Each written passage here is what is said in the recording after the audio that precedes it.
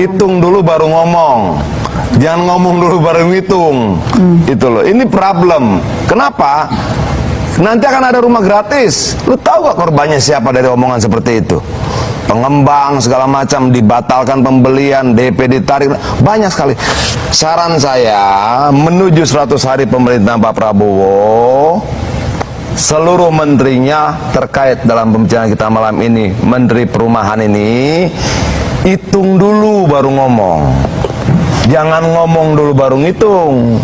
Nanti rakyat kecewa, rakyat masa terkorbankan lagi. Termasuk misalnya siap nggak 3.700 pengusaha pengembang perumahan rakyat ini cuma dapat 270 rumah. 200 enggak dong, 270 rumah per pengembang. Kalau dibagi rata dengan target kalian, masuk nggak hitungannya? Terkait dengan yang disampaikan Mbak tadi itu, rumah kelas apa yang mau dibangun?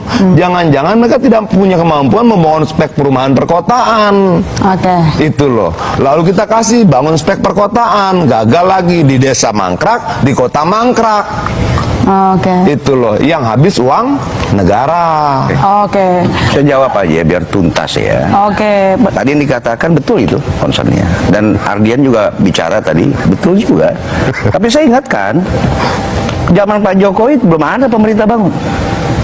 Tidak ada orang, pemerintah tidak pernah membangun rumah 1 juta. Pemerintah memberikan relaksasi. Yes, itu adalah interest yang murah. Ini pertama kali Pak Prabowo ingin memberikan rumah kepada orang yang miskin. Tapi coba diklarifikasi. Tadi dibilang gratis, tiba-tiba sekarang untuk MBR. Jangan bicara gratis dulu. Langsung aja Pak Bon, langsung aja Pak Bon. Ya, jadi yang mau diberikan oleh Pak Prabowo, kita harus mencari, memastikan postur kemiskinan ini. Kita belum ada postur kemiskinan nasional. Sehingga Pak Prabowo menginstruksikan ini kepada Budiman Sujatmiko. Budiman Sujatmiko sedang membuat postur kemiskinan nasional. Jadi katakan kalau kita bilang orang miskin itu apa? Standar dia gaji pendapatan 1 juta atau tidak? Karena dia akan berhak mendapatkan. Kenapa saya bilang tidak akan mangkrak? Karena calon penerima ini adalah orang yang membutuhkan rumah. Beda dengan kasus FLPP. Nah, tapi bedanya dengan pemerintah sebelumnya tentang pemerintah tidak pernah bangun rumah lalu sekarang pemerintah yang bangun rumah itu gimana ya? Gua masih belum nangkap. Kalau sekarang pemerintah bayarin duit, bayarin kan dia membayar. Kalau dulu kan buruh yang bayar. Buruh tuh cuma dapat relaksasi. MBR itu artinya bahwa ini rumah betul-betul gratis nih. Gratis. 3 juta itu gratis. Betul, gratis. Clear ya? Clear. Wow. Oke, rakyat tidak perlu mencicil. Tidak. Negara mencicil 600.000, cicilan itu negara yang bayar. Enggak, artinya negara misalnya tagihan cicilan 1,2, negara 600, rakyat 600, atau semuanya ditanggung negara nih? Bukan, 600 kita tetapkan, 600 tipe 36 tanah 70 itu berlokasi di desa. Oke? Artinya ini si pemilik rumah ini, si yang mengambil rumah ini sama sekali tidak bayar rupiah pun. Tidak. Clear ya? Clear. Anda sekarang rakyat harus dengar. Harus dong. Kenapa? Dasarnya kenapa begitu? Sekarang gini, Anda aja lah. Anda nih tiap bulan terima kok 720.000 dengan kompensasi dari subsidi Petralet kok 3.000. Puluhan tahun ini. Pak Prabowo dari awal saya bilang dia mengangkat dari keadilan sosial, ya kan? Pintu masuknya pasal 33 ayat 3. Nah, kita punya masalah nih 25 juta. Baik. Kalau kita begitu, mau menghilangkan, menekan inflasi. Kalau kemiskinan tidak ada, inflasi investasi masuk. Sudah clear. Tunggu dulu, biar tahu nih cita-citanya. Kenapa harus ke desa? Ada 185 chain, supply chain kalau dalam properti. Akan hadir industri di desa. Nah, ini grand design-nya, desentralisasi ekonomi. Tapi itu kasih yang gratis ini yang 2 juta di desa apa dengan 1 juta di kota? Yang mana yang gratis? 3 juta ini ya, yang 2 juta di desa ini gratis. 2 juta yang 1 juta? 1 juta juga gratis. Baik, kalau jadi begitu 3 juta pakai cicilan rumah itu 21,3. 3 juta gratis. Makanya aku kasih dulu waktu ke Pak Wamen. Ada 3 juta rumah. Boleh, makanya ngomong masih tapi dipotong terus ini. Jadi 3 juta rumah gratis katanya. Sementara kemarin kan ada yang mewek minta tambahan anggaran APBN. Uangnya dari mana Pak Fahri? 3 juta. Jadi begini, pertama Ini elegan ide atau kalimat Pak Prabowo itu sudah jadi janji dan harus ditepati dan harus dipenuhi. Teman, kembali lagi dengan saya di channel YouTube ini. Oke, seperti biasa saya akan kembali membacakan komentar-komentar netizen di seluruh Indonesia. Baik, tanpa berlama-lama, mari kita mulai pada komentar yang pertama. Di sini netizen mengatakan, para termul merasa di atas parpol, padahal mereka gak jelas tidak ada manfaat bagi Republik Indonesia ini. Seandainya Jokowi dan Gibran punya ijazah asli juga, tapi karena yang dipakai mendaftar ke KPU adalah diduga palsu, berarti Jokowi dan Gibran membohongi KPU, aliansi membohongi rakyat pemilih. KPU pun karena akhirnya ijazah tersebut kurang mendapatkan perhatian, artinya KPU lalai dalam menjalankan tugas. Kemudian dilanjutkan dengan tanggapan netizen selanjutnya. Begitulah termul, selalu pakai jurus melotot. Rakyat jadi bingung kenapa orang-orang cerdas dibenci. Contohnya Bang Adian, Naputul, Pak Anies, AHY, dan yang lain-lain. Pak Rai Rangkuti dan lain-lain. Masih banyak rakyat-rakyat yang cerdas, tapi kok malah ditakuti. Semoga Pak Prabowo bisa membenahi menteri-menteri titipan harus dibuang. Hebat banget si Raja Jawa, mampu memelihara termul penjaga yang gonggongnya sangat keras, tapi cuman gonggongan bukan auman yang menyeramkan. Termul saat ini berjuang untuk jabatan 2029. Yang debat, bela, menjilat biar ada jejak digitalnya kalau pernah berdarah-darah di media. 2029 dapat mencipratkan kedudukan. Ingat Adian dulu bela Jokowi mati-matian sampai ditawari menteri nggak mau. Sampai berapa kali pun dia ditawari tidak mau. Kemudian, netizen juga kembali menambahkan, termulnya terkesan kesurupan. Idealnya, jika memberikan pencerahan di TV atau podcast, mestinya bersifat edukatif, sejalan dengan salah satu tujuan bangsa yang termaktub dalam pembukaan Undang-Undang Dasar 45 demi kepentingan NKRI dan Republik, bukan kepentingan oknum-oknum tertentu. Mantap, itu yang kalah pemilu tahun kemarin yang mempermasalahkan ijazah. Itu yang kalah sama Pak Jokowi tahun kemarin.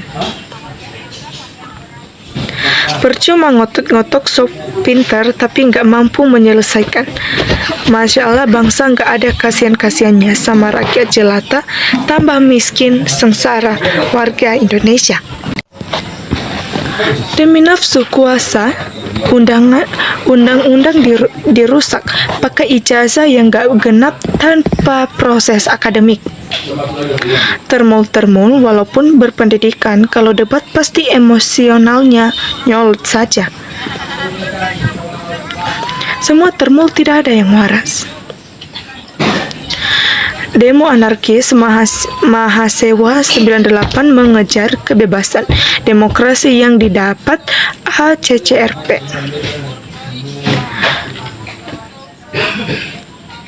Orang-orang yang nilai kata lo, ya iyalah orang-orang nilai Bang Adian. Siapa juga yang mau nilai lo karena lebih hanya suara yang tidak berbobot.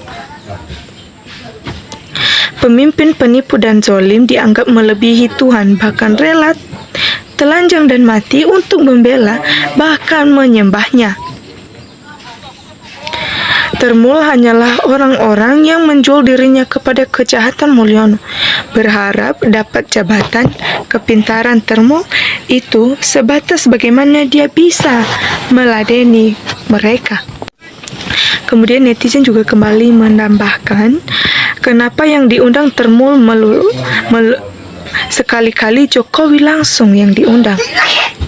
Adrian baru saja sadar partai sendiri aja dirusak yang membesarkan namanya dari wali kota sampai RI 1. Terdapat berdebat seperti anak kecil. Jangan mengajari rakyat yang tidak baik. Mana contoh teladannya cara cekcok. Bicara satu persatu, lihat mana yang memihak kepada kebenaran.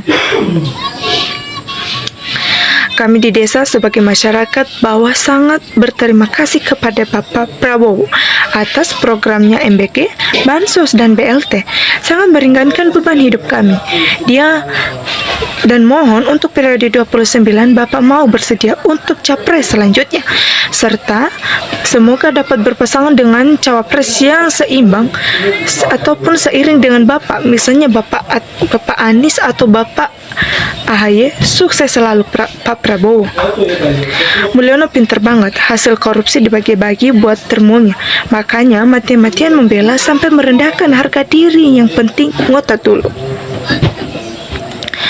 Sekelas profesor pun kalah. Kalau sudah jadi Termul, kenapa bisa jadi dungu ya? Profesor jadi seperti kompresor, asal ngomong saja. Kalau Adian mulai dibilang apa adanya Jokowi dan artinya power Jokowi sudah mulai memudar. Dari dulu hingga sekarang memang ada yang namanya tim sukses di dalam pemenang suatu calon, namun di masa rezim Mulyono lah yang namanya tim sukses berperan sangat berlebihan. Semua permasalahan dikendalikan oleh mereka, bukan lagi yang bersangkutan yang bertanggung jawab. Mengapa kejadian ini terjadi? Sebab negara membiarkan melalui media massa dipupuk perilaku yang kurang baik ini. Saya heran sama para Termul ini. Sudah tahu tuannya salah, tukang, bohong, dan korupsi, masih dibelain mati-matian. Apa mungkin sama profesornya dengan ijazah Jokowi? Bukan paniknya Jokowi yang diinginkan publik, tapi perlu hukum yang bertindak agar Jokowi dipenjara.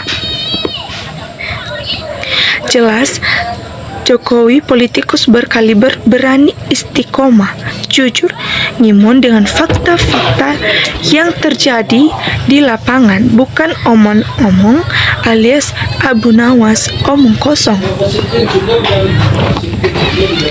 Akhirnya terbukti kecerdasan orang Minang. Mereka sudah bisa menilai Jokowi dari awal. Adian jangan jadi pinteran setelah keluar dari kolam.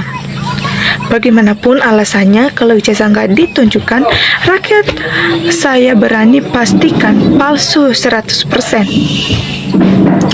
Adian dari dulu gak ada lawan, tapi dia tidak mau ambil bagian terlalu besar dalam pemerintahan. Keep rocking Adian. Mulyono gunakan rektor UGM. Cemas KPU pusat keluarkan arsip ijazah aspal. Sekali error tetap error. Sikat Bang Adian, jangan takut sama Termul. Termulnya Jokowi bingung semua termasuk profesor ini. Kasus ijazah palsu, politik adu domba. Harusnya semua sama-sama periksa orang yang berbohong. Curang tidak jujur harus tenggelamkan di bumi. Hanguskan, jangan dibela. Oke, teman-teman, itu adalah tanggapan netizen yang saya bacakan kali ini. Jika teman-teman memiliki pendapat yang lain tentang dengan cuplikan video sebelumnya, teman-teman boleh menambahkan tanggapan teman-teman di kolom komentar. Oke, demikian untuk hari ini. Terima kasih. Salam hangat.